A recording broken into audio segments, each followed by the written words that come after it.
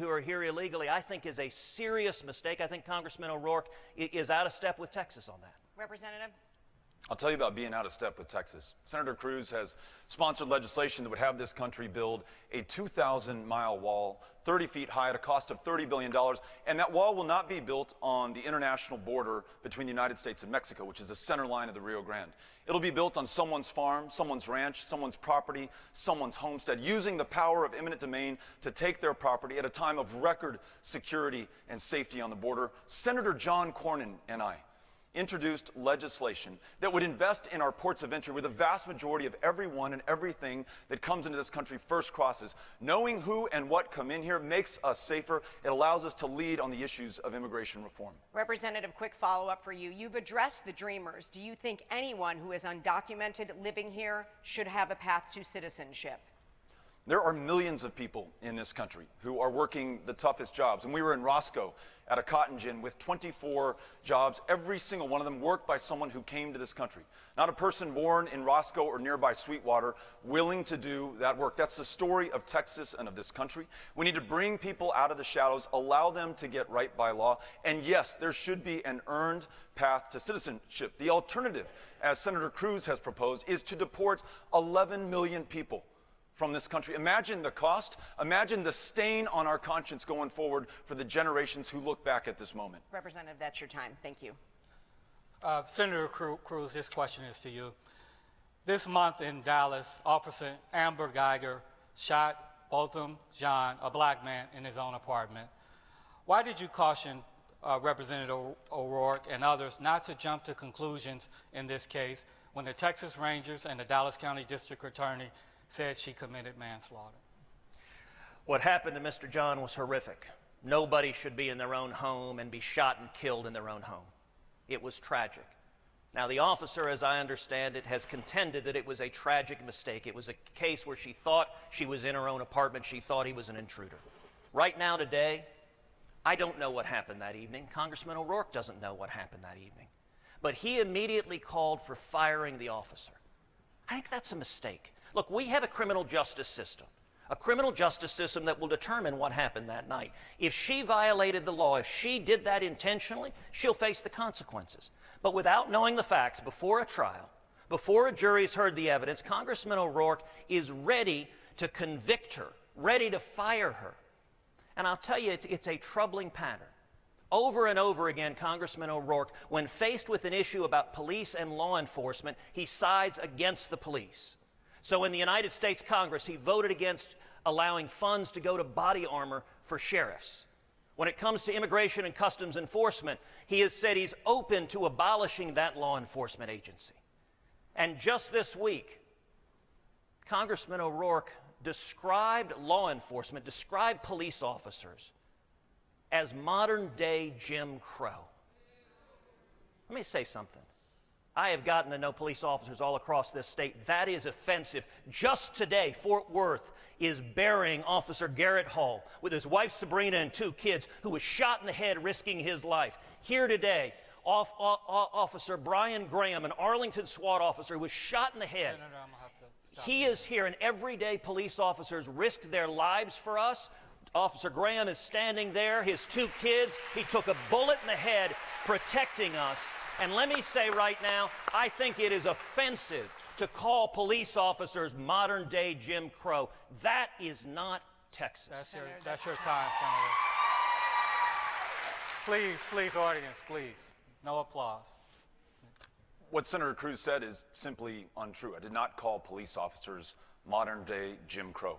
And I, as well as Senator Cruz and everyone here, mourn the passing of Officer Hall in Fort Worth. My uncle Raymond was a sheriff's deputy in El Paso. In fact, he was the captain of the El Paso County Jail. He's the one who taught me to shoot and the responsibility and accountability that comes with owning a gun. But he also taught me what it means to serve everyone, to be sworn to protect and serve everyone in a community, not just some people.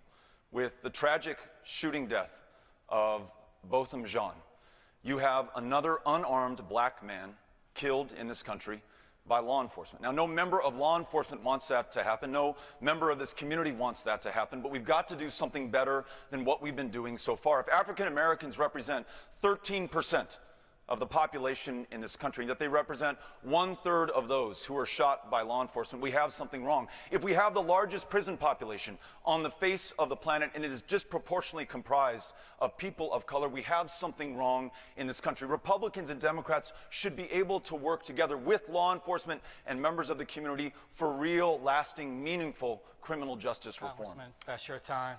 A quick follow-up to you, Senator Cruz. Do you agree that police violence against unarmed African Americans is a problem? And if so, how would you fix it? I believe everyone's rights should be protected, regardless of your race, regardless of your ethnicity. But I'll tell you something. I've been to too many police funerals. I was here in Dallas when 5 police officers were gunned down because of irresponsible and hateful rhetoric. I was at the funeral in Houston at Second Baptist Church where Deputy Goforth had been shot in the back of the head at a service station because of irresponsible and hateful rhetoric. Just now, Congressman O'Rourke repeated things he knows aren't true. He stated, for example, white police officers are shooting unarmed African-American children. The Washington Post fact-checked that claim and conclude Congressman O'Rourke was wrong. But I'll tell you something, that rhetoric does damage. Senator. That rhetoric divides us on race. It inflames hatred. We should be bringing people together instead of suggesting the police are risking their lives to protect all of us, to protect African Americans, to protect Hispanics, and turning people against the police, Senator, I please, think is profoundly This irresponsible. is why people don't like Washington, D.C. You just said something that I did not say. What did you not say? Attributed it to me. What did you not say? I'm not going to repeat the slander so and what the did you say? What mischaracterization. did you I'm not say? going to repeat the slander You're not going and to say what you did say? mischaracterization. No, this is your trick in the trade. to confuse and to incite based on fear and not to speak the truth. This is a very serious issue and it warrants the truth and the facts. All right, Representative O'Rourke, this question is for you. It's about the national anthem protest. Polls show that most Americans don't think that NFL players should be kneeling during the national anthem, even if they believe that they have the right to do so. But you have said there's nothing more American than protesting for your rights. What do you say to people who claim that you're out of step with most Texans on this issue?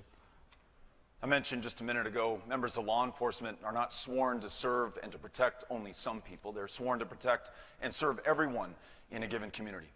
Those service members who put their lives on the line, who are serving tonight in Afghanistan, in Iraq, in Syria, they swear not to a man or to a group of people in this country, but they swore to support and to defend the Constitution of the United States of America, the Constitution for all of us.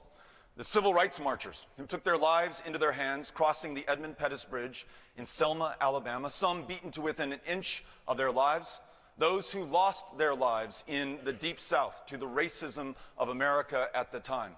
Those freedom riders who had the audacity to take Greyhound buses in the Deep South, using the bathrooms or the water fountains of their choice, knowing full well that it would end up in the Mississippi State Penitentiary, Parchman, as it did for John Lewis. They marched not just for themselves, but for everyone. And when now we have injustice in this country, 2 sets of criminal justice systems, depending on your race, your ethnicity, and your color. That prison population that I talked about that is disproportionately comprised of people of color. Too many unarmed African-American men losing their lives in this country. To peacefully protest that injustice, nonviolently, and to call attention to that, to prick the conscience of this country so that those in positions of public trust and power will finally do something. Standing up not just for your rights, but everyone's rights in this country. There's nothing more American than that.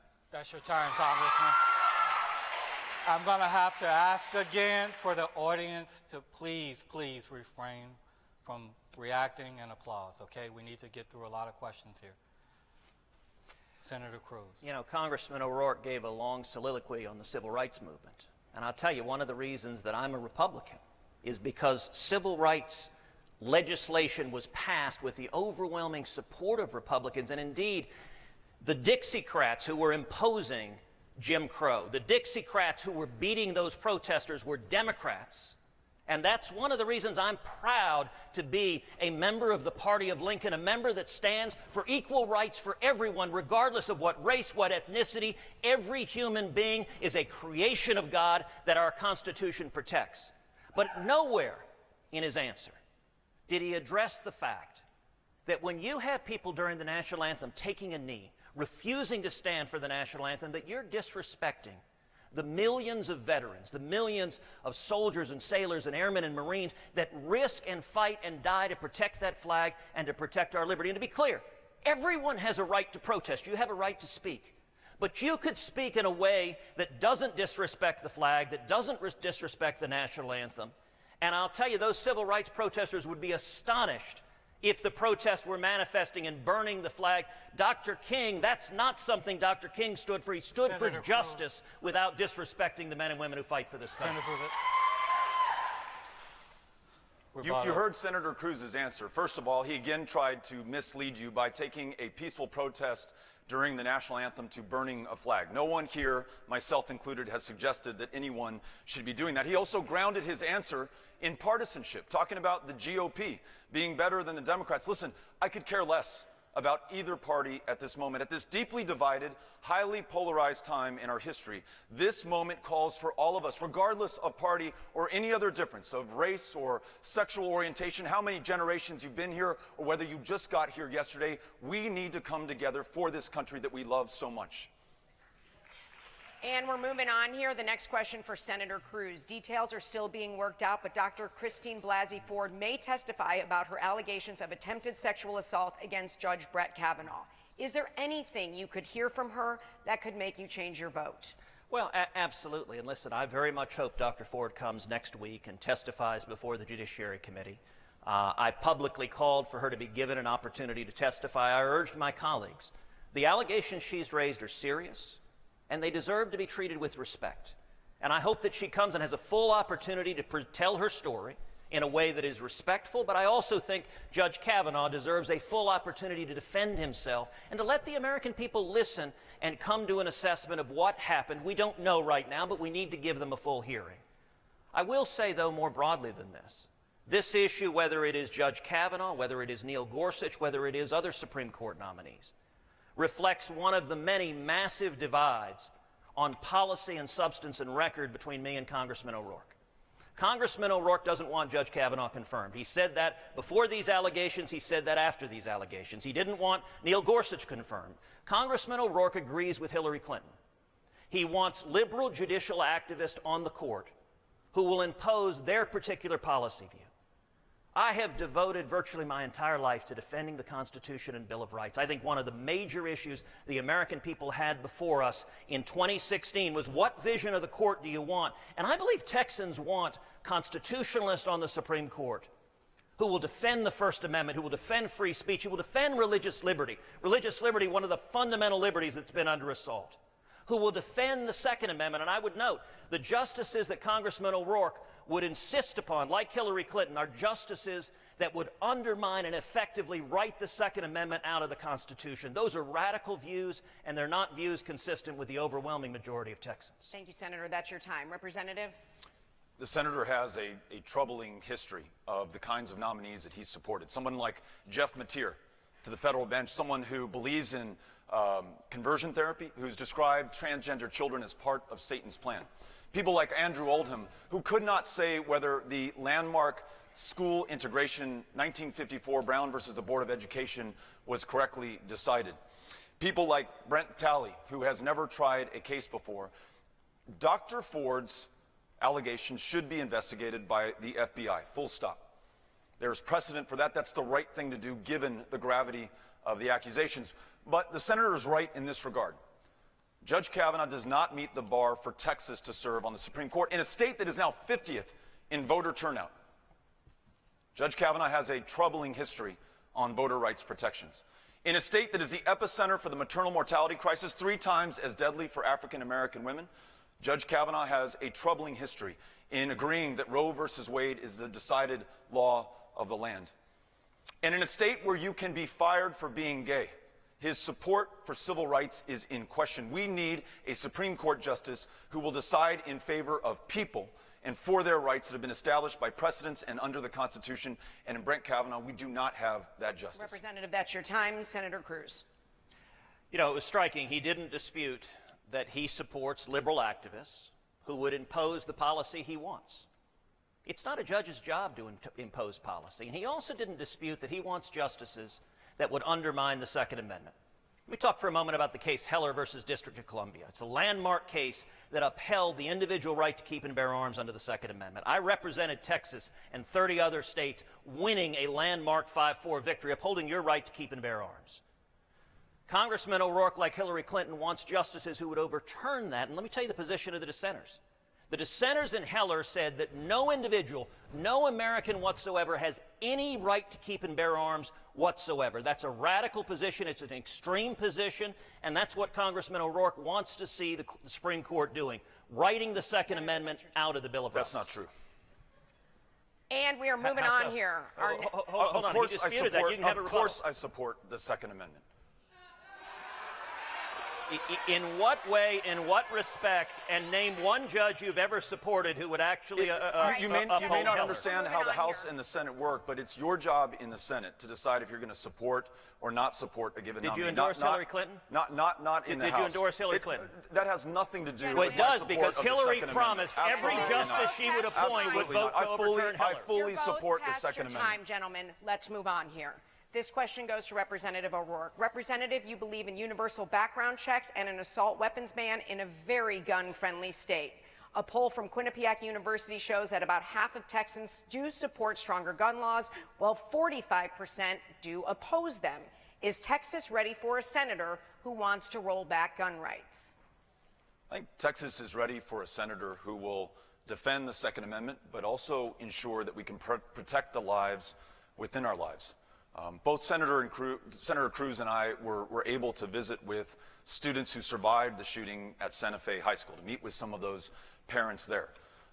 And students like Bree, who argued that we should have universal background checks because it makes our communities and our states demonstrably safer. We know that from those states that have adopted them that have seen a near 50% reduction in serious gun violence, fewer gun crimes committed against law enforcement, fewer boyfriends killed by their girlfriends, girlfriends killed by their boyfriends, and it is supported by most people in Texas, gun owners, non-gun owners alike, Republicans and Democrats. And listening to those who've served this country, put their life on the line, like the Vietnam veteran that I met in Wichita Falls, who said shortly after the Parkland shooting massacre there in that school that young man was better armed in that school against defenseless children than he was in the jungles of Vietnam. When I listen to the emergency room doctors who tell me that a handgun wound, if it is treated in time, if it doesn't hit a major artery or your heart, will be able to save your life. But a weapon designed for the express purpose of killing people as effectively, as efficiently, and as great a number as possible. The high-impact, high-velocity round from an AR-15 will blow a hole the size of an orange out your back. You will bleed to death before anyone can get to you, and that's exactly what it was designed to do. Weapons of war belong on the battlefields, not in our schools or our churches, our concerts, or our public life. Senator.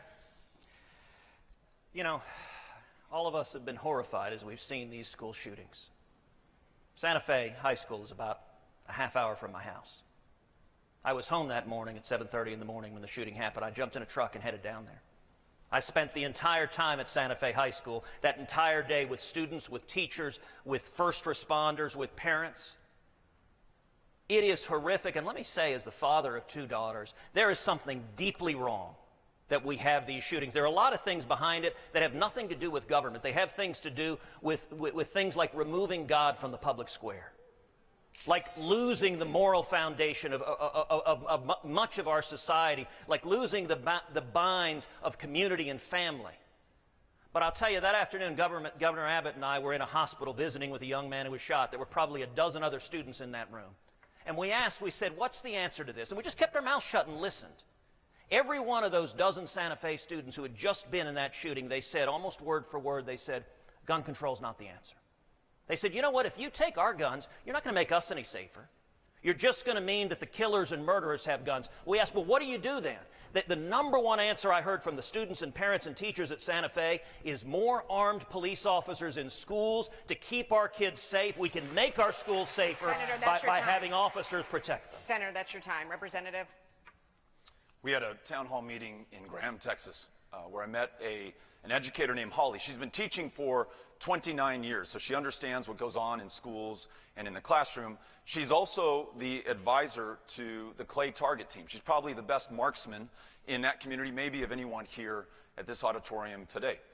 And she said from her experience in the classroom, from her experience as a marksman, bringing a firearm into that classroom is not going to make those children safer. Listening to Rhonda Hart, who lost her daughter Kimberly in the Santa Fe shooting, she tells me bringing weapons into those classrooms would not have saved her daughter's life. It will not make us safer. Thoughts and prayers, Senator Cruz, are just not going to cut it anymore. The people of Texas, the children of Texas deserve action. Well, hold on a second, and let me be very clear. More armed police officers in our schools is not thoughts and prayers. I'm sorry that you don't like thoughts and prayers. I will pray for anyone in harm's way, but I'll also do something about it. And my very first year in the Senate, I led the way introducing legislation that would have provided $300 million in additional funding for school safety, to harden our schools, to put metal detectors, to have more police officers. And unfortunately, your party in the Senate, the Democratic Party, filibustered that legislation because their only focus politically was trying to undermine the Second Amendment rights of law-abiding citizens. All right, Senator, let's move on. Let's move on. This question is for you, Senator Cruz. The last time you stood for election was in 2016. You were the runner-up in the Republican primary for president. You ran against then New York businessman Donald Trump. Donald Trump, as you remember, dubbed you Lion Ted. He took swipes at your wife and father. You, in turn, called him a pathological liar. And quite frankly, there are so many insults between the two of you, it would take the rest of this show to go through them all. But now that he's president, you guys have become friendly to the point where you praised him in Time magazine. How do you respond to critics who say that as it relates to President Trump, you've lost your dignity? Well, there is no doubt 2016 was an election unlike any others. And there were some hard shots thrown. I'll tell you, my dad, who's here tonight, anyone who knows me knows my father has been my hero every day of my life. And Heidi and my daughters, who are here as well, anyone who knows me knows Heidi is my best friend in the world. I think she is the most beautiful woman on the face of the planet. I am blessed from God to be married to Heidi Cruz. Now, after the election in 2016, I faced a choice. Donald Trump had been elected president, and we had an opportunity to do something extraordinary. I made a conscious choice to do the job I've been elected to do, which is to represent 28 million Texans. I've got a responsibility, which is to fight for every person here and every person in this state. And so I have worked hand in hand with the president on substance, and we have delivered remarkable victories, the biggest tax cut of a generation. We've seen 4 million new jobs created since Trump was elected, and we cut taxes and cut regulations. We're seeing record low unemployment. Texans' lives are better. So yes, I could have chosen to make it about myself, to be selfish and say, you know what, my feelings are hurt, so I'm going to take my marbles and go home. But I think that would have been not doing the job I was elected to. And every single day in the Senate, it has been my job to fight for jobs, jobs, jobs, and to fight for 28 million Texans. I've done that. And if the people of Texas re-elect me, I will continue to fight each and every day for jobs and economic opportunity for Texas. That's your time. Representative O'Rourke. Farmers and ranchers that I meet all across this state as I visit each one of the 254 counties of Texas wonder where their junior senator is, as this president enters trade wars and imposes tariffs that are going to hurt no state more than Texas. Average citizens from both parties and independents alike wonder where our junior senator is when you have a president who may or may not have tried to collude with Russia in 2016, but to quote the conservative columnist George Will on that stage in Helsinki as he defended Vladimir Putin instead of the United States of America, that was collusion in action. Listen, if the president attacks you personally, your wife, your father, how you respond is your business. But when the president attacks our institutions, this country, allows a foreign power to invade our democracy, that is our business. We need a U.S. senator who will stand up to this president where we must, work with him where we can, but ensure that 242 years into this audacious experiment, that we are still a nation of laws and not one of men. So let me say two things. Number one, Congressman O'Rourke invoked farmers and ranchers. I'll tell you, I'm incredibly privileged to have the support of farmers and ranchers across the state. Indeed, the Texas Farm Bureau has endorsed my reelection because I've been fighting for farmers and ranchers for 6 straight years. And on policy, Congressman O'Rourke's position are dramatically out of touch with farmers and ranchers. He supports President Obama's Waters of the United States rule. He's voted in favor of it multiple times, puts massive burdens on farmers and ranchers. He's voted in favor of the death tax, keeping it broad, sucking farmers and ranchers and small businesses into it. That's not good for farmers and ranchers. But you know where his question ended? It ended on an attack on Donald Trump. And the modern Democratic Party is just consumed with hatred for Donald Trump. That's why Congressman O'Rourke is the only Democratic Senate nominee in the country to explicitly commit to voting to impeach President Trump. That is extreme, and that doesn't reflect Texas. That's your time.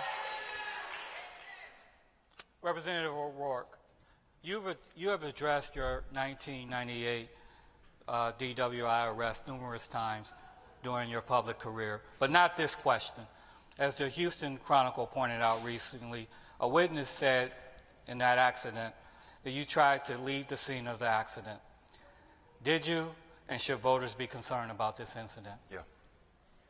I did not try to leave the scene of the accident, though driving drunk, which I did, is a terrible mistake for which there is no excuse or justification or defense, and I will not try to provide one.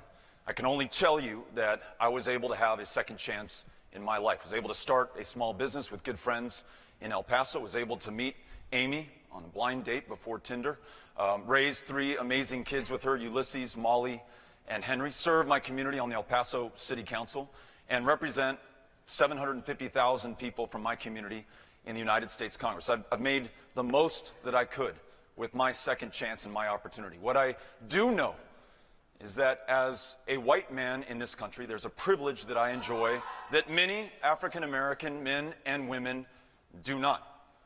They do not have that second chance. They're forced to check that box on an employment application form that makes it harder for them to get a job. They're ineligible for the Pell Grants that would allow them to attend SMU or TCU or any institution in this area. And their choices are narrowed, their options are constrained in their lives. Everyone deserves a second chance. And if my experience can contribute to an understanding that allows me to work with Republicans and Democrats alike on real and meaningful criminal justice reform, to ensure that everyone is able to live to their full potential and no one's mistake defines them for the rest of their lives, that will be something good in whatever meaningful way it is that has come out of that terrible decision on my part. That's your time, Congressman. Senator? You know, I don't intend to get into Congressman O'Rourke's personal history, but I will keep the focus on issues and substance and record. And I will say, as a member of Congress, he introduced legislation that would make it easier for those with drug convictions to get driver's licenses. I think that's a real mistake, and it's part of a pattern. There's a consistent pattern when it comes to drug use that in almost every single instance, Congressman O'Rourke supports more of it. So when he was on the El Paso City Council, he's one of the leading advocates in the country for legalizing marijuana. He wrote a book about that. Now, legalizing marijuana is actually a question on which I think reasonable minds can differ. I've always had a libertarian bent myself. I think it ought to be up to the states. I think Colorado can decide one way. I think Texas can decide another. But I'll tell you, Congressman O'Rourke didn't stop with marijuana. He introduced and he advocated for a resolution in the El Paso City Council calling for a national debate on legalizing all narcotics. That includes heroin and fentanyl and cocaine. And let me say, that is not, I believe, a reasonable issue on which people can disagree. Now, I suspect Congressman O'Rourke will say, we was just calling for a debate on it. Well, we're on a debate stage now. I will tell you, I think it would be a profound mistake to legalize all narcotics, and it would hurt the children of this country. That would be a serious mistake. Senator, that's your time. I agree with you. Representative, please. To be clear, I don't want to legalize heroin and cocaine and fentanyl. But what I do want to ensure is that where in this country, most states have decided that marijuana will be legal at some form, for medicinal purposes, for recreational purposes, or at a minimum will be decriminalized, that we don't have another veteran in this state prescribed an opioid because the doctor at the VA would rather prescribe medicinal marijuana but is prohibited by law from doing that. Another older woman with fibromyalgia who's not able to use medicinal cannabis because it's against the law here, and another African-American man, because more likely than not, that's who will be arrested for possession of marijuana, to rot behind bars instead of enjoying his freedom and the opportunity to contribute to the greatness of this country. Yes, I want to end the war on drugs and specifically want to end the prohibition on marijuana. And Grover, let me point out, he didn't dispute that as 9 years ago, as an elected member of the El Paso City Council, he introduced and advocated for energetically debating ending the prohibition on all narcotics, on everything. He says he doesn't agree with that now, but that was only 9 years ago. And I'll tell you, when it comes to this is an issue that's personal to me. My older sister, Miriam, died of a drug overdose. People all across the state of Texas, 70,000 people a year are dying of drug overdoses in this country. We have an opioid crisis. And I think talking about legalizing all narcotics, I think that is profoundly dangerous, and it doesn't represent the interest of Texans. All right, Senator. That's your time. And Senator Cruz, you get the next question. You fought for the repeal of the Affordable Care Act, but Texas has the highest rate of uninsured people in the nation, and more than 1 million residents signed up through the federal marketplace this year. How do you propose addressing the health care needs of Texans?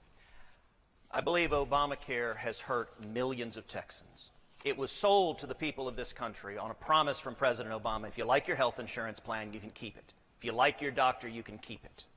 PolitiFact, the left-leaning organization, rated that 2013's lie of the year as millions of Americans had their health insurance canceled against their will. But the biggest reason people are unhappy with Obamacare is it's made their premiums skyrocket. I hear from Texans all over this state, I can't afford health insurance. President Obama promised the average family's premiums would drop $2,500 a year. In fact, they have risen over $5,000 a year. When Obamacare was implemented, the most inexpensive plan for a 30-year-old healthy man here in the Dallas area was $363 a year. Today, in this zip code where all of us are right now, a bronze plan for a 30-year-old healthy man is about $3,000 a year. A silver plan is over $4,400 a year. That's going from $363 to, in just a few years, increasing over tenfold. That's not right. What do we need to do? We need to lower premiums for everyone. How do we do that? We can protect pre-existing conditions, and you need to understand, everyone agrees we're going to protect pre-existing conditions.